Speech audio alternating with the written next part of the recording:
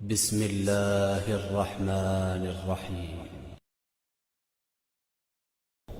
السلام علیکم، ایک بار پھر جواد شاہ حاضر خدمت السہلہ کے مرکزی دفتر کراچی سے، اور آج پروگرام کی شروعات ایک خوبصورت خواجہ معین الدین چشتی کے قطعے کے ساتھ ہے۔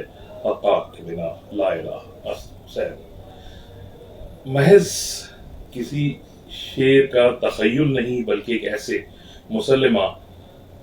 ایسا مسلمہ ہے جس کی تائید ماضی اور حال کے تمام صاحبان شعور کرتے ہیں۔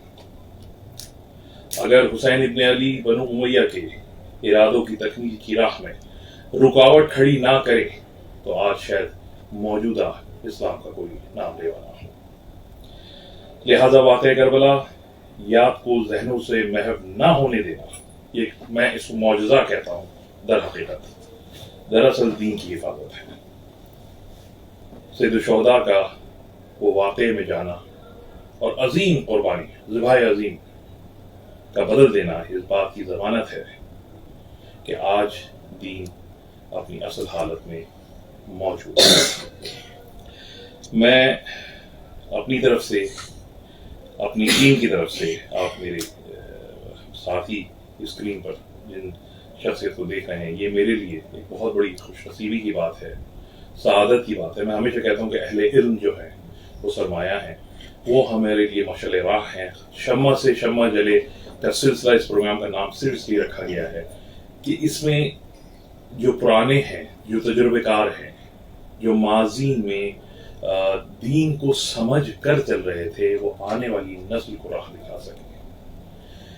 ہماری موجودہ نسل کے اندر جو تھوڑی چھوٹی چھوٹی بیماریاں لاحق ہیں وہ دور کی جا سکیں۔ میں سخت دل سے شکر گزار ہوں محترمہ جناب بیگم سردار نرجس نقوی صاحبہ کا کہ اتنی زحمت، اور یقین مانیے میں متفق ہوں ان کا کہ یہاں تک آنے کی زحمت کی ہے اور ہمیں وقت وغیرہ۔ اچھا ایک نام میں جلدی میں لے دوں ورنہ وہ پھر خیانت میں شمار کیا جائے گا، وہ یہ ہے کہ ان کو یہاں تک لانے میں جس میری بہن نے یہ میرا ساتھ دیا ہے وہ ذہین فاطمہ ہے۔ ذاکرہ بھی ہیں، عالمہ بھی ہیں، ریسرچر بھی ہیں۔ کئی بار تو میں چھیڑتا ہوں ان کو کہ بہت اردو کے سخت الفاظ لکھ دیتی ہیں، تو میرے لیے وہ پڑھنا مشکل ہو جاتا ہے، لیکن بہت پیاری شخصیت ہے تو میں ان کا شکر گزار ہوں۔ سب سے پہلے آپ کے آنے کا شکریہ، اور صحت، تندرستی، حال یہ بتائیے پہلے کیا ہے؟ بہت اس کا کرم، بہتر ہے، بڑی مہربانی پروردگار۔ کیا وجہ ہے، کیا ایسا ہوتا آیا ہے کہ موجودہ دور جو ہے عزاداری کا، کیا یہ اپنے میں سے اگر انگریزی زبان سے سمجھو کہ ٹرننگ پوائنٹ پہ ہے، یہ رنگ بدل رہا ہے، یا یہ ارتقاء کی ہی ایک شکل ہے آپ کی نظر میں؟ اصل میں معاملہ یہ ہے کہ حقیقت حال اگر ہم اور آپ دیکھیں کہ سبات ایک تغیر کو ہے زمانے میں، صحیح ہے، مسلسل ایک تغیر ہوتا رہتا ہے اپنے حساب سے۔ ایک زمانہ وہ تھا کہ جب ہم نے، یعنی یہ بھی بہت زیادہ زمانے کی بات نہیں، 10-12 سال پہلے کی بات ہے، یہ ایسی ذاکرائیں بھی تھی کہ جنہوں نے اسکول کی دہلی نہیں دیکھی تھی، اور آپ یقین جانیں کہ وہ صرف عقیدت سے مجلس پڑھتی تھیں، بس عقیدت کے زور پہ مجلس پڑھتی تھیں۔ انہوں نے شاید کتابیں بھی میرے خیال کم میں نے ہاتھ لگا، لیکن اس کے باوجود جب بیٹھ جاتی تھی ممبر پہ تو دھیان لوگوں کا ادھر ادھر جانے نہیں پاتا تھا۔ یعنی وہ عقیدت اتنی گہری بنیادی وجہ کیا سننے والوں کا بھی اتنا ہی مخلص ہونا؟ بے شک ظاہر سی بات ہے کہ آپ جاہل آدمی کے سامنے ایک بات کریں گے اس کا رسپانس الگ آئے گا، اور پڑھ لکھے آدمی کے سامنے بات کریں گے تو اس کا رسپانس الگ آئے گا۔ وہ جو وہیں پہنچ جاتا ہے جہاں آپ بات کہہ رہے ہوتے ہیں، وہ پڑھے لکھا ذاکر بھی ہوں، پڑھے لکھے لوگ بھی ہوں۔ لیکن موجودہ دور میں تو ہم کہتے ہیں کہ ہم زیادہ ترقی یافتہ ہیں، ہم زیادہ شعور رکھتے ہیں، تو پھر کیا وجہ ہے کہ ہماری عزاداری جو ہے کہیں نہ کہیں تصنع کا شکار ہو گئی، دکھاوٹ کا شکار ہوتی چلی گئی؟ یہ کیا وجہ ہے؟ اصل میں یہ آج کی بات نہیں، یہ ہمیشہ کی بات ہے۔ اچھا، یہ میں دور ماضی میں بھی ہوتا ہے۔ 50 سال پہلے کی باتیں جو ہیں وہ مجھے اچھے سے، یعنی بالکل میں گرون اپ تھی 50 سال پہلے، تو میں تو جب سے یہ دیکھ رہی ہوں سمجھ رہی ہوں، یعنی 50 سال پہلے نہیں، 76 میں ہم لوگ کراچی آئے تھے. میں نے پشاور سے پڑھا ہے، کوہاٹ، ہاں پشاور یونیورسٹی سے میں نے پڑھا، اور کوہاٹ میں ہم لوگوں نے بہت وقت گزارا. لیکن امام حسین علیہ السلام کی محبت جو ہے، تو میں سمجھتی ہوں کہ یہ ایک زبردست معجزہ ہے کہ اس میں فرق نہیں پڑا، وہ ویسے ہی باقی ہے. اگر وہ پروردگار نے اس کو ہماری جین میں نہ رکھ دیا ہوتا تو یقین مانو کہ ہم اپنے ماں باپ کی برسی بھول جاتے، اور ہم اس دنوں میں مطلب دوسرے کام کر رہے ہوتے.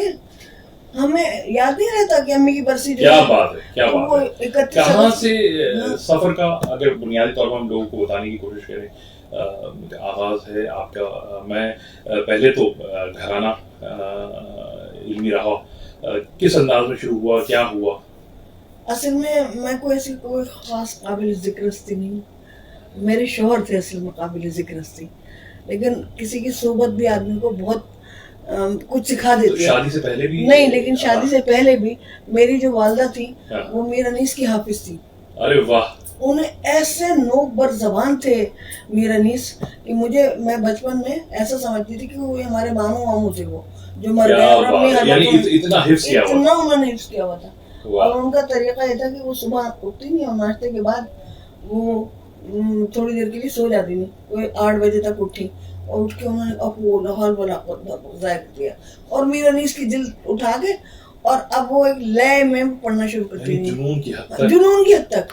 اور 4 جلدیں میر انیس کی نویل کشور پریس کی چھپی ہوئی ان کے جہیز میں آئی تھی، اور ایک شہید انسانیت کے نام سے کیا بات ہے.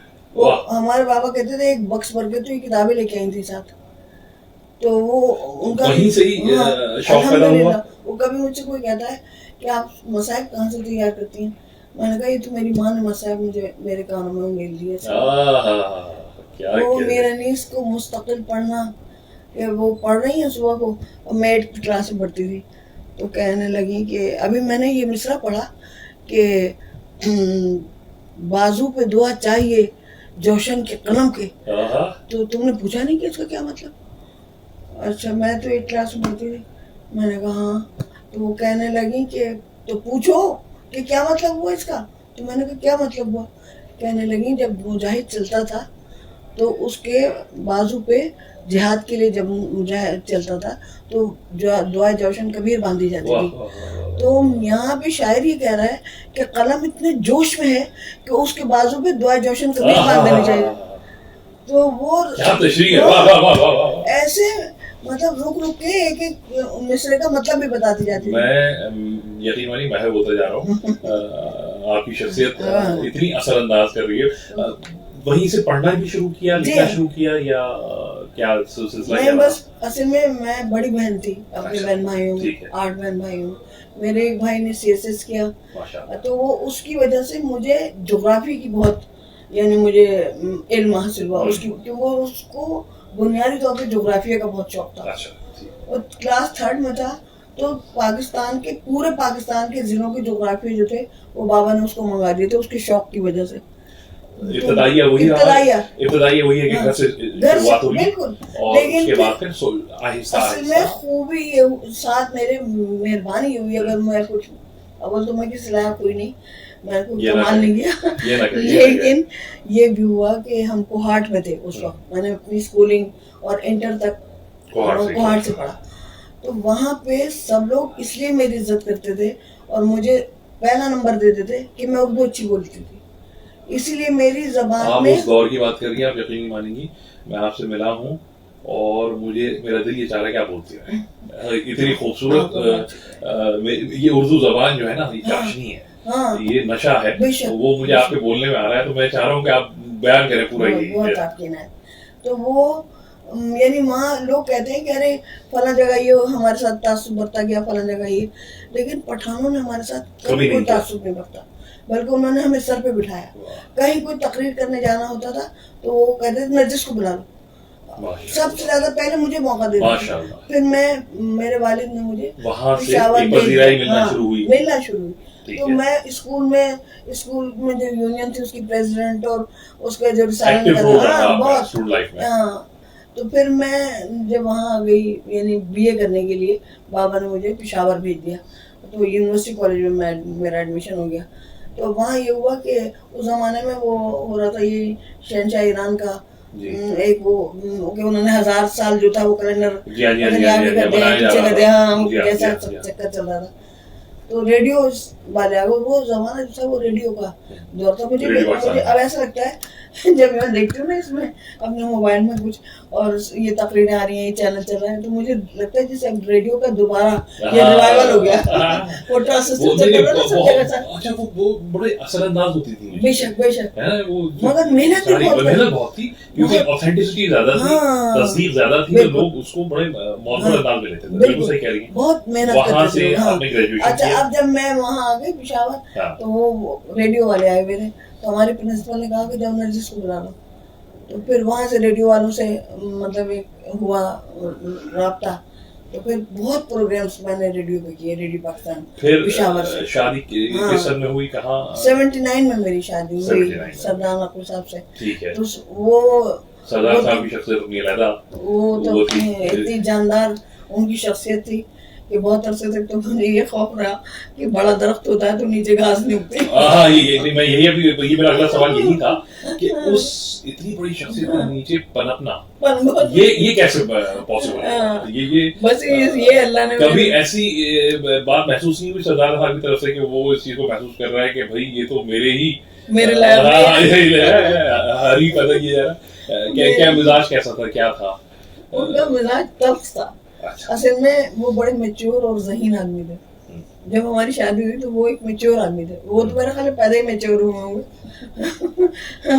ایج کا اس سے کوئی تعلق نہیں تھا. یہ میں ناظرین کو کریکٹ کر دوں کہ ہمارے یہاں میچورٹی کو کنیکٹ کر دیتے ہیں عمر کے ساتھ, جبکہ اس کا تعلق نہیں ہے ہی نہیں. بالکل بھی نہیں. وہ بہت میچور, کچھ لوگ 60 سال کے ہو کے بھی ہاں میچور اور کچھ لوگ بھی 6 سال کے بھی 7 سال کے ہوتے ہیں, تو وہ بھی ایسے آدمی تھے.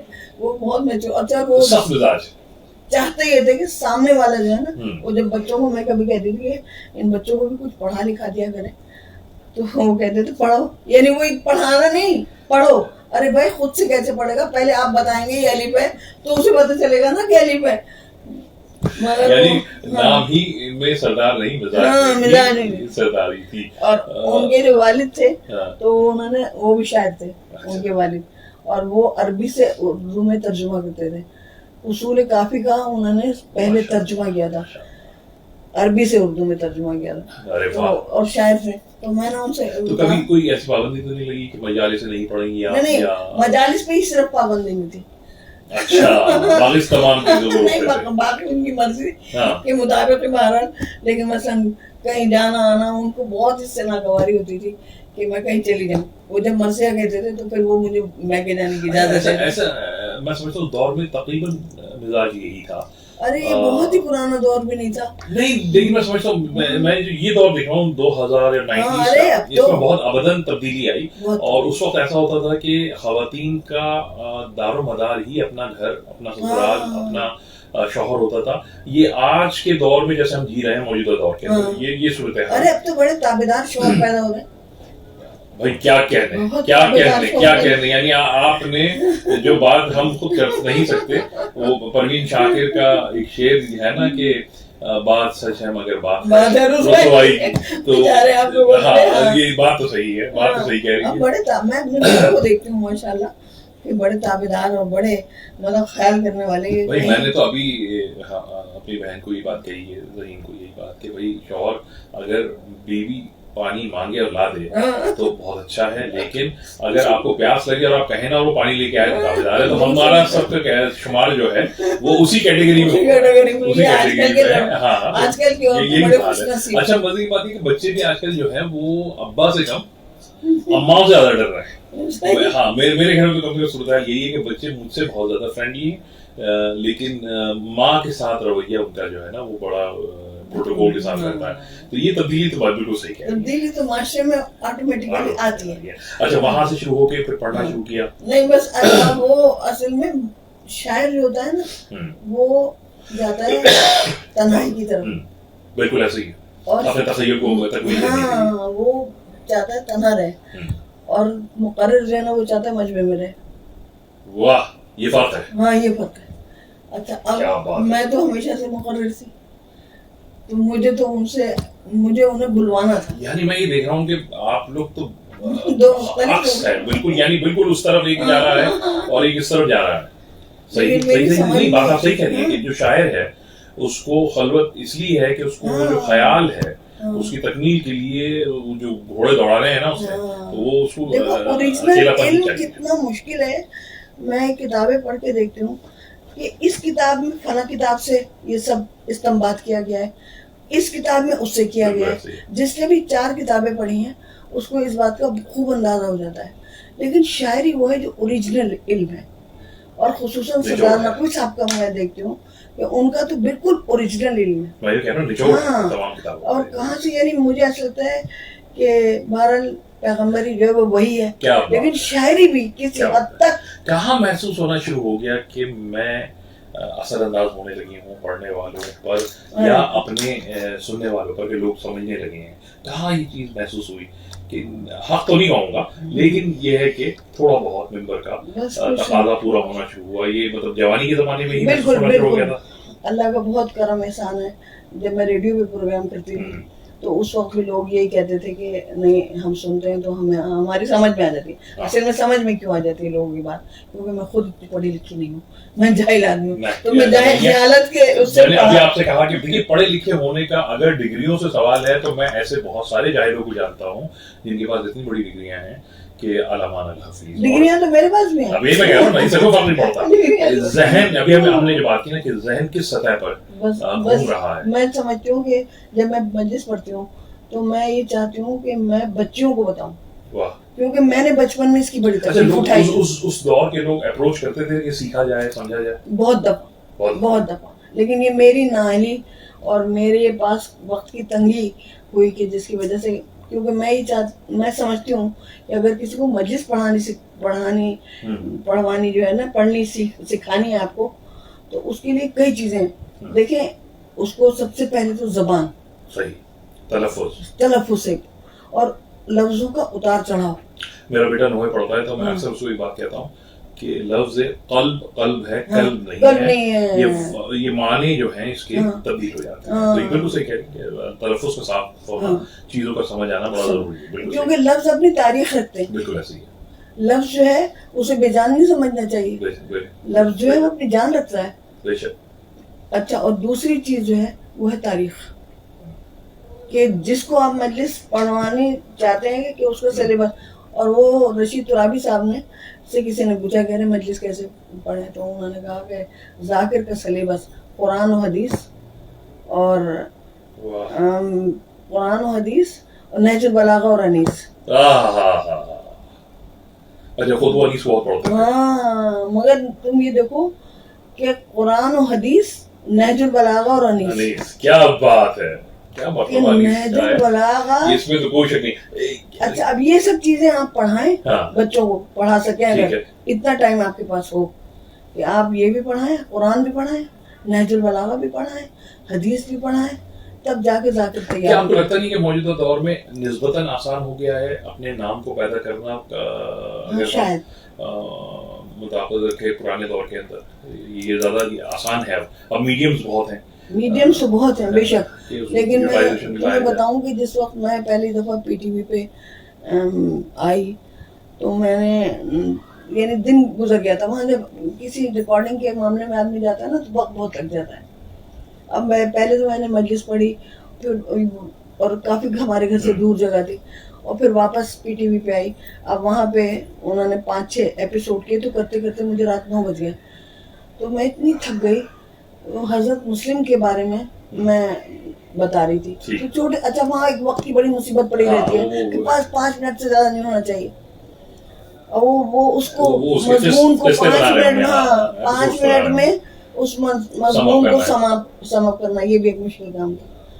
लेकिन यकीन मानो कि जैसे ही वो गया है एपिसोड, कोई 20 फोन मेरे पास आया, तबीयत कैसी है, थक गई हो, चेहरे पे बहुत थकन लग रही थी। اور ارے یہ بہت عمدہ. وہ شائستہ زیدی ہماری کہنے لگی, میں نے کہا کیا بات ہے پروفیسر کرار صاحب کی صاحبزادی, یہ کیا کہنا ہے. ان کی بڑی مہربانی, ان کی میرے اوپر بڑی عنایتیں. میں ان کے گھر کی مجلس پڑھتی ہوں, ان کے یہاں کا میلاد پڑھتی ہوں, بہت پیارے لوگ, جو بہت اچھے لوگ ہیں. تو بہرحال وہ کہنے لگی مجھ سے کہ بھائی نرجس, تم نے کہا کہ انہوں نے امام حسین علیہ السلام نے خط لکھا کہ میں اپنے معتمد خاص مسلم بن عقیل کو تمہاری طرف روانہ کر رہا ہوں. تو میں نے کہا, اس کے ساتھ میں نے کہا یہ لفظ جو معتمد خاص ہے یہ بڑی سے بڑی ڈگری کے اوپر حاوی ہے. واہ, اس سے بڑی ڈگری میں نہیں سمجھتی کہ کوئی اور ہوگی جو ڈگری امام حسین علیہ السلام نے حضرت مسلم کو عطا کی. اس سے آپ ان کی شخصیت کا اندازہ لگا لیجیے. تو شائستہ بھائی کہنے لگے ارے بھائی ہمارا ذہن تو ادھر گیا ہی نہیں, کبھی ہم نے اس طرح سوچا ہی نہیں کیا جیسے تم نے بیان کیا. کیا بات ہے, بڑا پن ہے یہ. واہ واہ واہ. 5 منٹ کے مطلب مضمون بیان کرنے میں پورے کراچی کو پتہ چل گیا. اب کتنی جگہ میرا ریکارڈنگ ہو جاتی ہے لیکن کسی کوئی مجھے فون نہیں کرتا. وجہ یہ ہو گئی ہے کہ کیا بہت زیادہ زیادتی ہو گئی ہے, یعنی ہر خاص و عام جو ہے وہ اپروچیبل ہو گیا ہے, وہ پہنچ گیا ہے, جس کی وجہ سے ہمیں جسے ہم چھلنی کہیں گے نا کہ چھالنا مشکل ہو رہا ہے کہ کون عالم ہے کون. کیونکہ میں سب دور حاضر میں دیکھا ہوں, چاہے وہ مرد حضرات پڑھنے والے ہو یا خواتین ہماری ہوں, بڑا مشکل ہو گیا ہے کسی کو آئیڈینٹیفائی کرنا کہ بھئی یہ علمیت رکھتے ہیں اور یہ علمیت نہیں رکھتے. کیونکہ اب آج علم کا معیار جاو حشم ہے. آپ جتنا زیادہ ٹولہ اپنے ساتھ لے کے چل رہے ہیں, بڑی گاڑی میں جا رہے ہیں, تو آپ عالم ہیں. یہ بہت افسوس کی بات. مطلب آپ میرے اس چھوٹے سے دفتر میں جس سادگی سے آئی ہیں, میں واقعتاً آپ دل کی بات بتا رہا ہوں, میں قربان. اس لیے کہ ایک عالم کی پہچان یہی ہے, ایک عالمہ کی پہچان یہی ہے کہ اس کے اندر انکساری, سر جھکا ہوا ہوتا تھا. ہمارے لیے اپروچیبل تھے ترابی صاحب, ہمارے لیے اپروچیبل تھے علامہ طالب جوہری صاحب. ہر خاص و عام ملاقات کر سکتا ہے, بیٹھ سکتا ہے, بات کر سکتا ہے. کبھی انہوں نے باؤنڈریز کریٹ نہیں کری تھی. آج کے علماء کرام جو ہیں وہ کچھ ان ٹچ پرسنالٹیز بن گئے ہیں اور اپنے خلاف کوئی تنقید بھی برداشت نہیں کر رہے ہیں. ایسا کبھی ہوا کہ بہت تنقید ہوئی آپ پر اور پھر ایسا واقعہ ہو گیا ہو تو اس کو ٹیکل کیسے کیا پھر؟ نہیں ایسا کوئی کبھی کسی نے نہیں. ایک دو مطلب ذاکراؤں نہیں کچھ کبھی تو, لیکن اصل میں میری ایک عادت ہے کہ میں کتاب لے کے چلتی ہوں ساتھ میں. صحیح ہے. تو انہوں نے کہا کہ آپ نے یہ کہہ دیا کہ حضرت زینب عام سے لباس میں تھی وہاں ابن رات کے دربار میں. میں نے کہا یہ نقن صاحب کی کتاب رکھی ہے, یہ جو میں لکھی ہوئی یہ آپ دیکھیں. تو اس سے بس مطلب اب آپ چاہیں تو نقن صاحب کو نگیٹ کر لیں, میں ان کو مستند.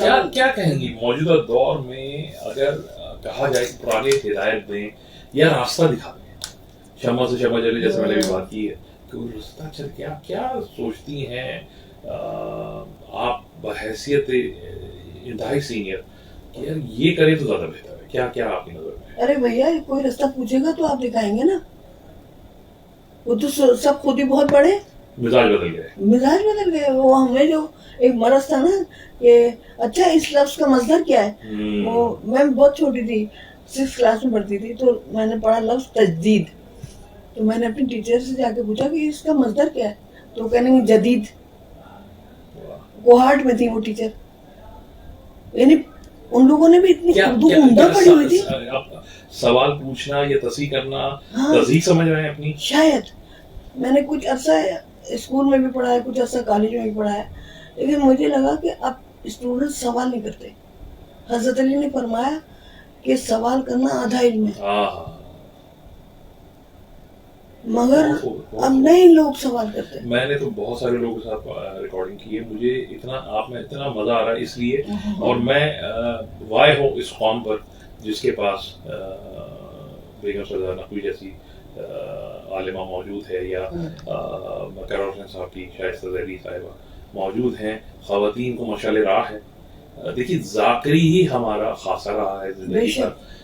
علماء کا کام فقہ اور دین سمجھانا تھا. ذاکری کا پرچار کربلا تھا لیکن اوتھینٹک انداز میں. اوتھینٹک بالکل. کتابیں جو ہے آپ لوگوں نے جو علم لے کے چلی ہیں وہ بہت بلند ہے. وہ نظر آ رہا ہے کچھ یا یہ دور بھی ختم ہو جائے گا؟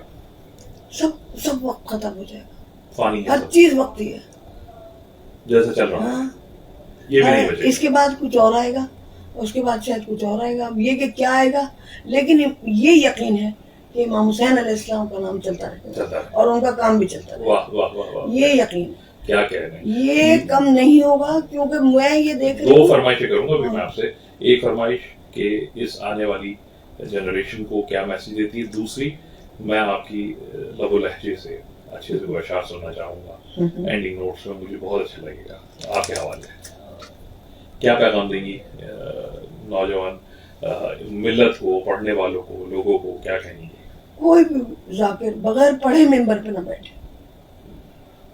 بنیادی بات یہ ہے کہ کوئی بھی جو بھی پڑھنے والا ہے وہ تھوڑا سا کہتے ہیں نا وہ ایک کاتا اور لے دوڑے. ارے بھائی وہ نہیں کرو, یہ بہت بڑی جگہ ہے اور سب کو اس کا اجر ملے گا. جو جتنا محنت کر کے بیٹھے گا یہ محنت کی جگہ ہے, محنت پہ جانے گا. یہ سیڑھی ایسی نہیں ہے کہ تم ایسے ہی کود کے بیٹھ جاؤ, نہیں. قرآن و حدیث, ہاں, اور نہج البلاغہ اور انیس. نہج البلاغہ ضرور پڑھ لو, اور پڑھنے کا اچھا, اب نہج البلاغہ کے بھی پڑھنے کا معاملہ میں تمہیں بتاؤں. یہ نہج البلاغہ بھی عام آدمی نہیں پڑھ سکتا. جیسے قرآن جو ہے وہ ہر آدمی کے اوپر معنی نہیں کھولتا جب تک کہ وہ آدمی اپنے نفس کو پاک نہ کر لے. وہ تو پہلے کہتا ہے نا الف لام میم ذالک الکتاب لا ریب فیہ ھدی للمتقین, متقین کے لیے ہدایت. اپنا کردار بھی تو پاک کرنا پڑے گا, اپنا قلب بھی تو صاف کرنا پڑے گا. جو قلب صاف نہیں کرے گا اس میں نہیں آئے گا. اچھا ایک بات, اور دوسری بات یہ کہ دھیان دینا پڑے گا. وہ اکبر بادشاہ کھڑا تھا بیربل کے ساتھ, عورتیں جو تھیں وہ پانی بھر کے لے جا رہی تھیں, جیسا ہم مطلب اکثر حکایتوں میں بتایا جاتا ہے کہ وہ گھڑے پہ گھڑا رکھا ہے سر پہ اور لے جا رہے ہیں, گپے لگاتے ہوئے جا رہی ہیں. تو وہ کہنے لگا کہ یہ کیسی عورتیں ہیں, گھڑے پہ گھڑا رکھا ہے اور ایک بغل میں بھی دبا ہوا ہے گھڑا, پس تو بلند بھی طے کر رہی ہے, گپ شپ بھی کر رہی ہیں, مگر پانی نہیں چھلک رہا. تو بیربل برابر میں کھڑا تھا, وہ کہنے لگا ہاں پانی اس لیے نہیں چھلک رہا کہ ان کا دھیان گھڑوں میں ہے. اب جس کا دھیان ادھر ہوگا, کیا کہتے ہیں, واہ واہ واہ واہ, جس کا دھیان ادھر ہوگا اس کا وہ نہیں چھلکے گا. یہ جو کمزرف لوگ ہیں نا, واہ واہ, وہ چھلک جاتے ہیں. دھیان ادھر ہونا چاہیے. میں نے دل میں ڈھیروں دعائیں دی ہیں آپ کو. کیا کہہ رہے ہیں, کیا کہہ رہے ہیں, واہ واہ واہ واہ. کوئی اشعار ہو جائے اچھے سے. مجھے لہجہ آپ کو اتنا پسند آ رہا ہے کہ میں چاہتا ہوں کہ ایک, مجھے اتنے شعر یاد نہیں رہتے. کوئی خطا سنا دیجیے. ہاں, یہ سردار نقوی صاحب کی شعر, 4 مصرے, یہ مولا علی کی شان. مشکل قدم قدم پہ ہے راہ حیات میں, اور مشکل کا سامنا ہے یہاں بات بات میں, لیکن جو بات بات میں مشکل کو حل کرے ایسا کوئی ضرور ہے اس کائنات میں. اور ایک شعر اور ان کا, مصلحت کیش اگر حق کا ولی ہو جائے پھر جو چاہے حسین ابن علی ہو جائے. کیا کہنے, 18 ذیلحج کو پڑھ رہے تھے کہ جس کی جو شان ہو ویسا ہی وسیع ملتا ہے, گر پیغمبر و محمد تو علی ملتا ہے. واہ, ایسے نہیں مل جاتا علی. واہ, میں پیغمبر و محمد بیان نہیں کر سکتا ہوں, میرے پاس الفاظ نہیں ہیں آپ کی آمد کا, آپ کے وقت کے دینے کا. اور مائل سٹون ٹائپ آف ایپیسوڈ ہے جو میں چاہوں گا کہ ذہین جو اس کو پروڈیوس کر رہی ہیں وہ اس میں تعاون جاری رکھیں اور ایسی ہی علمی شخصیت سے ہمیں ملواتے رہیں. میں اپنی طرف سے, اپنی ٹیم کی طرف سے سردار بیگم نرجس نقوی صاحبہ کا تہہ دل سے مشکور ہوں. میرے پاس الفاظ نہیں ہیں, میں مشکور ان کے آنے کا ہوں. گفتگو کا اجر بھی دیں گے انہیں. جہاں جہاں یہ دیکھا جائے گا, سنا جائے گا, یقیناً کہیں نہ کہیں تو ہدایت کے چراغ جلیں گے. انشاءاللہ آپ سے بہت جلد ملاقات ہوگی اگلے پروگرام میں.